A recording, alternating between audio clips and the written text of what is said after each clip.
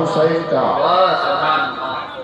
اور بے مثل ہے جہاں میں کنبہ حسین کا، بے مثل ہے جہاں میں کنبہ حسین کا، سلطان دو جہاں ہے نانا حسین کا۔ سبحان اللہ۔ حضرات محترم، خطبہ مسنونہ کے بعد تلاوت کردہ آیت مقدسہ پر لب کشائی کرنے سے پہلے آئیے ہم اور آپ مل کر دربار رسالت میں خلوص و محبت کے ساتھ ہدیہ درود پاک نشاور کریں اور پڑھیں اللہم صلی علی سیدنا شفیعنا نبینا مولانا محمد بارک وسلم، صلو علیہ صلاۃ و سلام علیک یا رسول اللہ صلی اللہ تعالی علیہ وسلم۔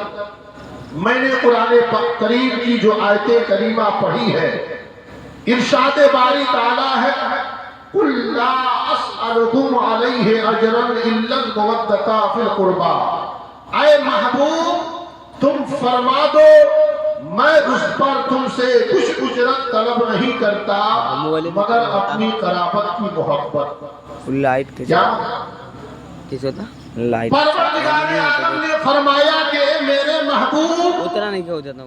آپ اعلان فرما دیجئے کہ اے میرے امتیوں، اے میرا کلمہ پڑھنے والوں، گرچہ تمہیں میرے صدقے سے جان ملی، اولاد ملی، مال ملا، رمضان ملا، بلکہ میرے ہی صدقے تمہیں رحمان بھی ملا، لیکن میں تم سے اس کی اجرت نہیں چاہتا، اس کی قیمت طلب نہیں کرتا، بس اگر چاہتا ہوں تو اپنی قرابت کی محبت چاہتا ہوں۔ لہٰذا اے میرے امتیوں، اے میرا کلمہ پڑھنے والوں، تم میری آل پاک سے محبت کرنا، حسنین کریمین سے پیار کرنا، حضرت سیدہ فاطمۃ الزہرا رضی اللہ تعالی عنہ کی توقیر کرنا، حضرت مولا علی مشکل کشا حیدر کرار رضی اللہ تعالی عنہ کے ساتھ عقیدت و محبت رکھنا۔ جب ان کے ساتھ عقیدت و محبت رکھو گے تو تمہیں بارگاہ خداوندی سے بہت بڑا اجر ملے گا۔ سبحان اللہ۔ سبحان اللہ۔ سرکار مدینہ صلی اللہ تعالی علیہ وسلم ارشاد فرماتے ہیں من مات علی حب آل محمد صلی اللہ علیہ وسلم مات مؤمنا، ومن مات علی حب آل محمد صلی اللہ تعالی علیہ وسلم مات شہیدا، کہ جو شخص آل رسول کی محبت میں مرا وہ مومن مرا، اور جو شخص آل رسول کی محبت میں مرا وہ شہادت کی موت مرا۔ یہ ہے انعام ان لوگوں کے لیے جو آل رسول کے ساتھ محبت رکھتے ہیں۔ لیکن آئیے اب سنیے ان لوگوں کی سزا جو اولاد رسول کے ساتھ دشمنی رکھتے ہیں، بغض و عناد رکھتے ہیں۔ سرکار مدینہ صلی اللہ علیہ وسلم ارشاد فرماتے ہیں من ماتا علی بغض آل محمد صلی اللہ علیہ وسلم ماتا کافرا، وحرمت الجنہ علی من ظلم اہل بیتی، کہ جو شخص اولاد رسول کے ساتھ دشمنی رکھنے میں مرا وہ کافر مرا، اور جس نے میرے اہل بیت پر ظلم کیا اس پر جنت کو حرام قرار دے دی گئی۔ یہ ہے سزا ان لوگوں کے لیے جو اولاد رسول کے ساتھ دشمنی رکھتے ہیں، بغض و عناد رکھتے ہیں۔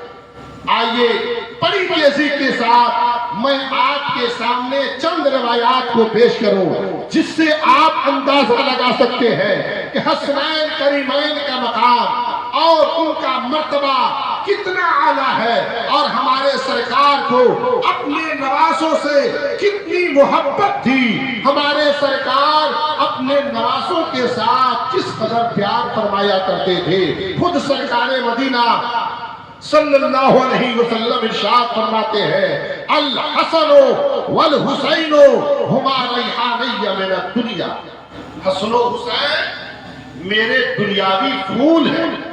یہی وجہ ہے کہ آپ اپنے نواسوں کو سونگھا کرتے تھے۔ حسنین کریمین کا بچپنا ہے، کمال محبت سے رسول اعظم صلی اللہ علیہ وسلم نے امام حسن کو اپنے داہنے کندھے پر बैठा लिया और इमाम हुसैन को अपने बाएं कंधे पर बैठा लिया।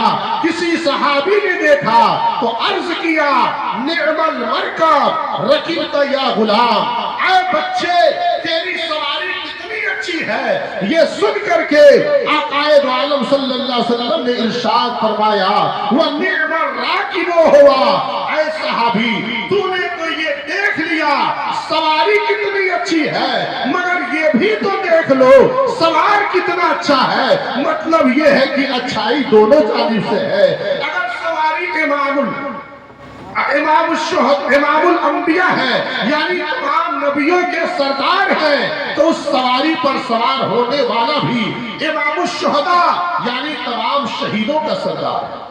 और दूसरी बात ये, रसूल आजम सल्लल्लाहु अलैहि वसल्लम ने अपने नवासों को अपने कंधे पर सवार फरमा करके ये ऐलान फरमा दिया, ऐ दुनिया वालों देख लो, अना बिन हुसैन व हुसैन मिन्नी, मैं हुसैन से हूँ और हुसैन मुझसे है।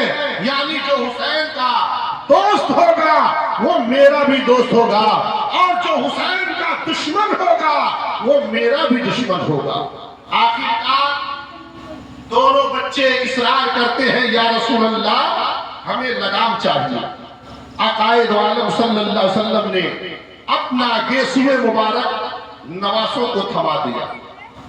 नवासों ने अपने नाना जान के गेसुए मुबारक को मजबूती के साथ थाम लिया।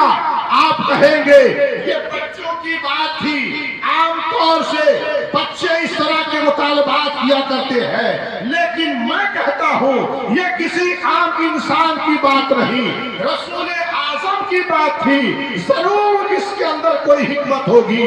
गौर करने के बाद ये मालूम हुआ कि रसूल आजम सल्लल्लाहु अलैहि वसल्लम अपने नवासों को अपना गेसुए मुबारक थमा करके ये दर्श दे रहे थे, ऐ मेरे नवासों, आज तुम अपने नाना जान के गेसुए मुबारक को मजबूती के साथ थाम लो।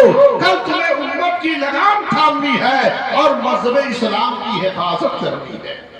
और अपने कंधे पर सवार फरमा करके ये दर्श दे दिया, ये सबक दे दिया, ए मेरे नवासों, आज तुम्हारा बोझ मेरे कंधे के ऊपर है, लेकिन कल उम्मत का बोझ तुम्हारे कंधे के ऊपर होगा।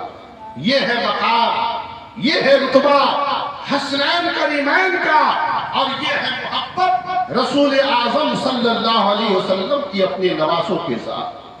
ऐसी ही एक दूसरी रिवायत में आया, एक मर्तबा हुजूर सैयद आलम सल्लल्लाहु अलैहि वसल्लम मस्जिद में नमाज पढ़ा रहे थे। इमाम आली मकाम हजरत इमाम हुसैन रज़ियल्लाहु ताला अन्हु का बचपना का जमाना था।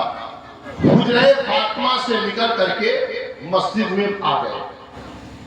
नाना जान हालत सजदा में है। इमाम आली मकाम अपने नाना के पुश्ते अनवर पर सवार हो गए। इमामुल अंबिया सल्लल्लाहु अलैहि वसल्लम ने अपने सजदे को दराज फरमा दिया, इतना लंबा फरमाया कि इमाम आली मकाम खुद बखुद पुश्ते अनवर से नीचे उतरे। उसके बाद आपने सजदे से सरे अनवर को उठाया। जब नमाज से फारिग हुए तो सहाबा ने अर्ज़ किया, या रसूल अल्लाह, क्या अब सजदों को लंबा फरमाने का हुक्म आ गया है, या उस वक्त आप पर वही नाजिल हो रही थी कि आपने अपने सजदे को इतना लंबा फरमा दिया? तो आपने फरमाया, ए मेरे सहाबा, ऐसी कोई बात नहीं, वजह ये थी कि मेरा बेटा हुसैन मेरी पुश्ते अनवर पर सवार हो गया, तो मेरे दिल ने ये गवारा नहीं किया कि मैं जल्दी से सर उठाऊं और मेरा बेटा हुसैन नीचे गिर जाए।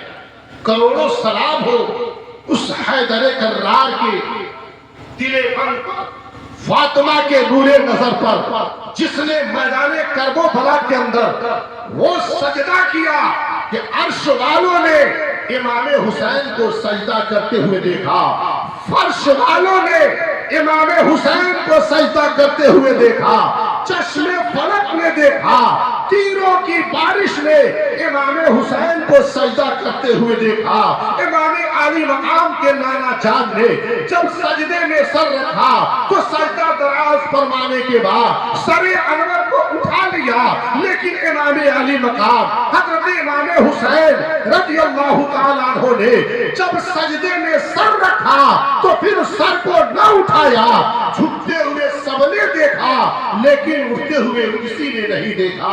اس مقام پر کوئی شاعر کیا خوب لکھتا ہے، اس نواسے پہ محمد مصطفیٰ کو ناز ہے، اس نواسے پہ محمد مصطفیٰ کو ناز ہے، اس کی ہمت پہ علی شیر خدا کو ناز ہے، اور سجدے اور کیے اس کا نیا انداز ہے، سجدے اور کیے اس کا نیا انداز ہے، اس نے وہ سجدہ کیا جس پہ خدا کو ناز ہے۔ قُلْ لَا